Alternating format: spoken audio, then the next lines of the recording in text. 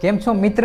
આપણે કેટલા ટાઈમે મળ્યા છીએ, ઘણો સમય વયો ગયો આપણે તો. હા, આપણે બહુ દિવસે મળ્યા. ભાભીને છોકરા ઘરે શું કરે છે? હા, ઘરે બધા મજામાં છે, પણ તારા છોકરાને ભાભીની કોઈ દેખાતું નથી અને બા તો દેખાતા જ નથી. બાને હું યાદ છું કે બાને યાદ પણ નથી. નાનપણમાં તારા ઘરે બહુ રમવા આવતા હો, અને બા તો મને હુખડી બનાવીને દેતા ને એની તો વાત જ જવા દે. બધા બહાર ગયા છે, પણ બાનો કાલ જન્મદિવસ હતો ને એટલે બાને હું કાલે મળવા ગયો હતો. કેમ બાને મળવા ગયો તો? એટલે બા ક્યાં છે? બા તો વૃદ્ધાશ્રમમાં છે ને. બોલ બોલ, તું ચા કે ઠંડુ શું લેશ? નહીં, મારે ચા કે એવું કાંઈ નથી પીવું. આપણે ઘણા દિવસે ભેગા થયા છીએ એટલે તું મારી યારે શાંતિથી 5 મિનિટ બેસ. બસ મારી પાસે ઉતાવળ છે, મારે તારી યારે થોડી ઘણી વાત કરવી હતી, પછી મારે વાત કરી મારે પણ જવું છે. તારી બા તારી ભેગા છે કે? ના, મારી બા મારી ભેગા નથી. એ પણ વૃદ્ધાશ્રમમાં છે? ના મિત્ર, મારી બા વૃદ્ધાશ્રમમાં નથી.